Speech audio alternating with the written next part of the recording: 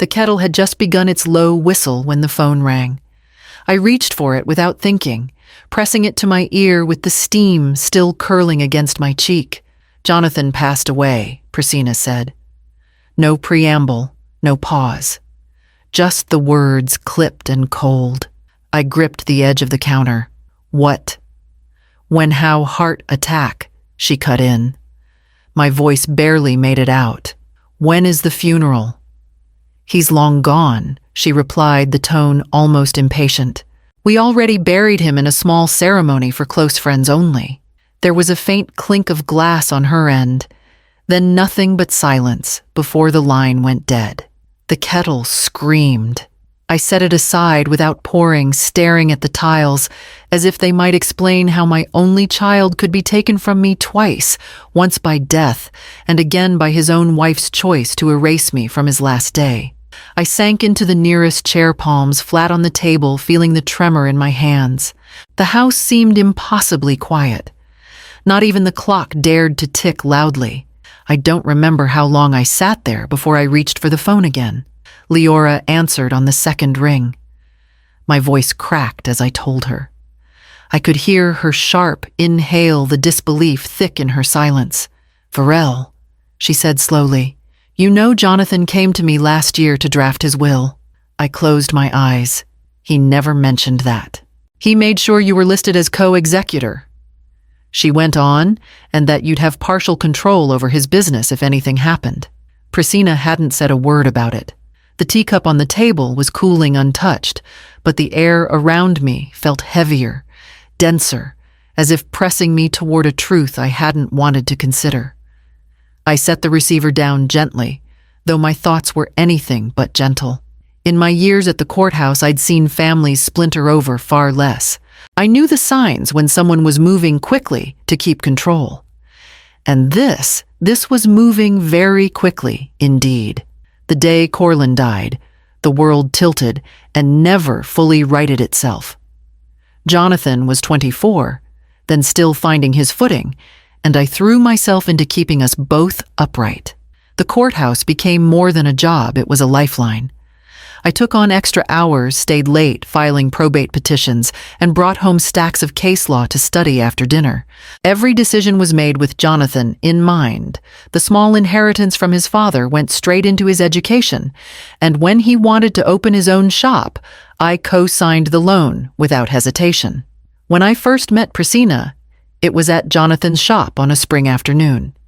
She glided in with the kind of confidence that fills a room, her smile as polished as the silver buttons on her coat. She asked about the business, about Jonathan's plans, about whether family assets might ever come into play. I told myself it was natural curiosity, though a part of me felt an odd chill. Over time, the space between visits grew. At first, it was because they were so busy with the business. Then it was travel. Then just silence. Calls became scheduled and short, each one with Priscilla somewhere in the background.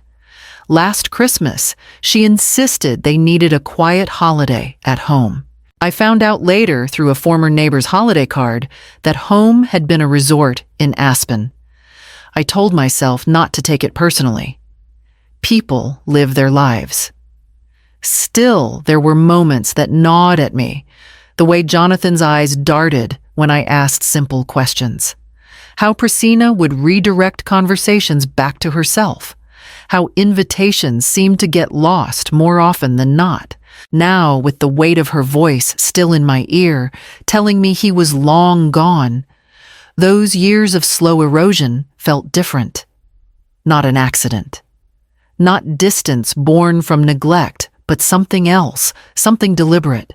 The kettle still sat cold on the counter from earlier, its once bright whistle replaced by a silence I could feel in my bones. I pushed the chair back, the legs scraping the floor, and knew I couldn't leave it there. I've always believed that paper leaves a trail, and if you know where to look, you can follow it straight to the truth.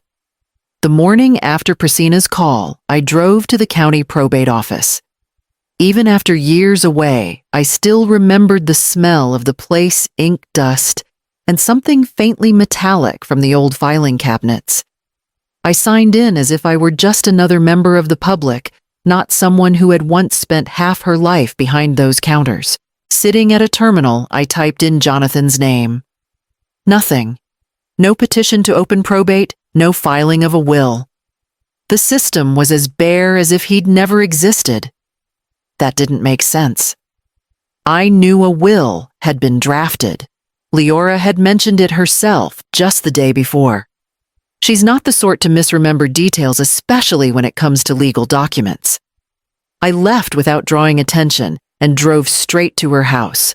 She opened the door before I could knock twice, ushering me into the kitchen, where she kept her files in neat labeled folders. She pulled one marked Anstetten Jonathan and flipped it open. Inside was the draft of a will I had never seen before, along with her notes from their meetings. My name was clearly written as co-executor. I would also inherit a share of his business holdings and certain accounts, nothing extravagant, but enough to ensure I had a voice in what happened to his life's work. It was signed and notarized, Leora said, tapping the margin. Jonathan intended for it to be filed. I don't know why it's not in the record. I did. If the will never made it to the courthouse, Priscina could move assets without oversight. And once they were gone, they'd be near impossible to get back. I closed the folder slowly, my fingers firm on the cardboard edges. I'd seen too many cases where the person meant to be protected was the one cut out entirely. When I left Leora's, I didn't drive home. Instead, I took the long route toward the storage facility where Jonathan had kept some of his old things. The storage unit was colder than I remembered the concrete floor holding on to the night's chill. I unlocked the roll-up door and let the dim light spill over stacks of labeled boxes. Jonathan had always been meticulous, every box marked with the year, the contents, sometimes even a short note. I worked my way toward the back, pulling down a carton labeled Office Personal. Inside were files, old invoices, and a worn leather portfolio I'd given him when he opened his first shop. The zipper stuck for a moment before giving way, and out slid a thick envelope sealed with tape. My name was written across the front, in his familiar, steady hand.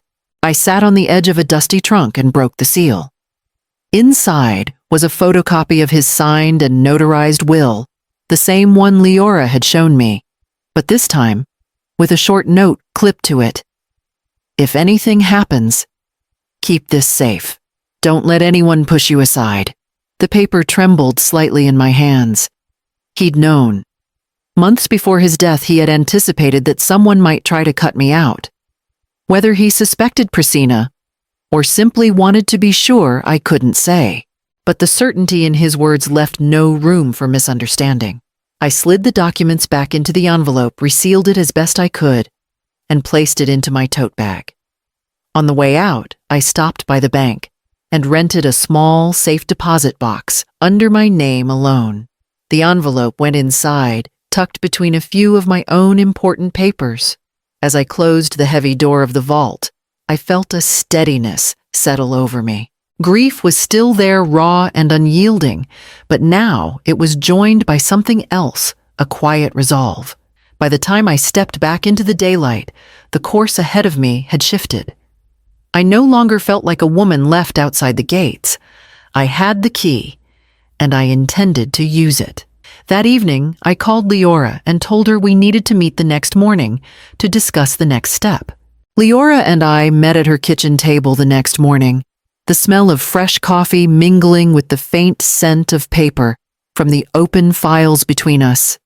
She'd already drafted a notice of interest in the estate, a legal step that would alert banks and business partners that someone other than Priscina had a rightful claim. We signed and sent the paperwork by courier before noon. Then, using her contacts, Leora placed a quiet inquiry with the bank that had handled Jonathan's business accounts. By late afternoon, she had a call back from a manager she trusted. There have been significant withdrawals, Leora said, reading from her notes. Large sums and one property sale downtown commercial space closed the day before Jonathan died. My hands tightened around my coffee mug. That building wasn't just any property. Jonathan had fought to acquire it, seeing its potential before anyone else. It had been the cornerstone of his expansion plans. Who bought it? I asked. She flipped a page.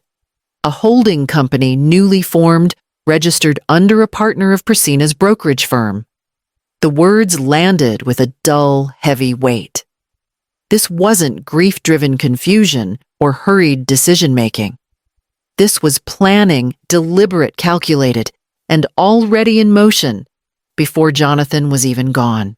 I felt a deep ache in my chest, a grief that was no longer just for my son, but for the way his life's work was being dismantled piece by piece. But layered over that ache was a sharper edge. I'd spent decades in the courthouse watching people try to twist the law to their own ends, and I'd learned that once the wrong person gains momentum, stopping them becomes harder with every passing day. I looked across the table at Leora. We need to make sure nothing else moves without us knowing. She nodded. I'll put a hold on the remaining accounts. That should slow her down. By the time I left her house, the winter light was already fading, casting long shadows across the street. I drove home, knowing this wasn't just about safeguarding paper. It was about protecting Jonathan's name. The next morning, my phone rang with an unfamiliar number, and a young man's voice introduced himself as a reporter. The caller introduced himself as Owen Marsh, a reporter with the local paper. His tone was polite, but edged with curiosity, the way people sound when they know they've stumbled onto something bigger than they expected. He explained that he'd been tipped off about a funeral held without the mother present, and wanted to hear my side. I almost ended the call. The thought of airing my grief to a stranger felt invasive. But then he mentioned he'd been digging into property transactions linked to Priscina's firm, and one in particular, the sale of Jonathan's downtown building, had caught his attention. We agreed to meet at a small cafe 2 blocks from the courthouse. Owen was younger than I expected, barely into his 30s, with a notebook already open and pen in hand. I told him I wouldn't hand over any documents without a good reason, but I confirmed that I had evidence of irregular financial activity and that I was named in Jonathan's will. His eyebrows rose at that. I can connect some dots, he said, leaning forward. But you could make this airtight. If you're willing to share records, I can verify them against property and tax filings. I studied him for a moment. There was eagerness, yes, but not recklessness. I'm not giving you anything yet, I said. But if you want to keep looking, do it quietly. She lives on her reputation. He nodded, jotting something in his notebook. Discretion is my specialty. We talked for another half hour, and by the time we parted, I could see he wasn't just chasing a story, he was smelling blood in the water. I left the cafe feeling both wary and oddly reassured. If Priscina had been counting on silence, she was about to find the ground shifting under her feet. The following week, I focused on keeping things calm, avoiding any move that might tip her off. That balance shattered exactly 7 days after her first call, when the phone rang again, and her voice came through sharp and unsteady. It was early afternoon when the call came. I recognized the number instantly, though I let it ring twice before answering. What are you doing to my life? Priscina's voice was tight, the kind of tight that comes from holding back panic. Do you think I don't know it's you? I didn't respond right away. Letting the silence stretch was something I'd learned in years of depositions. It makes people fill the space. They're talking about me, she went on. Clients, colleagues, people are pulling out of deals. Do you have any idea what this is doing to my business? I'm taking care of Jonathan's affairs, I said evenly.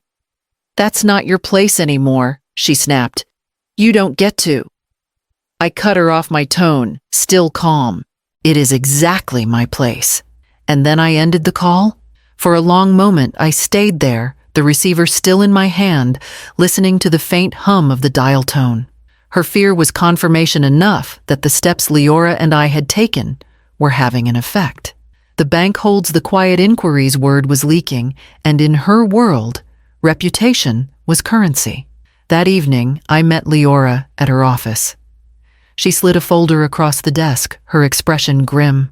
Owen's been digging. The sale of Jonathan's building wasn't just a bad look. It's tied to a shell company that's been flagged in a tax investigation. I opened the folder and scanned the printouts. There it was in black and white transactions layered to hide the trail, but not well enough to withstand a determined reporter. If this goes public, Leora said it won't just be about reclaiming assets. It will ruin her professionally. I closed the folder, my hand steady. Then we make sure it's ready when it happens. Outside, the air was crisp, the streetlights just starting to hum awake. I walked to my car, knowing the next move had to be timed perfectly loud enough to end her grip on Jonathan's legacy, but quiet enough to keep control of the narrative.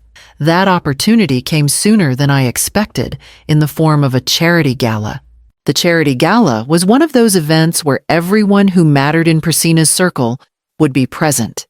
Clients, investors, social climbers, eager to attach themselves to someone perceived as untouchable. I hadn't attended in years, but my name was still on the donor list from past contributions, and that was enough for an invitation to arrive in my mailbox. I called Owen the day it came. "Bring your camera and your notes," I told him. "This isn't about confrontation. It's about letting the right people see the right things." The ballroom glittered under crystal chandeliers, the hum of polite conversation weaving through the clink of champagne flutes. I spotted Priscina, almost immediately radiant in a deep emerald gown, her laughter pitched just a shade too high.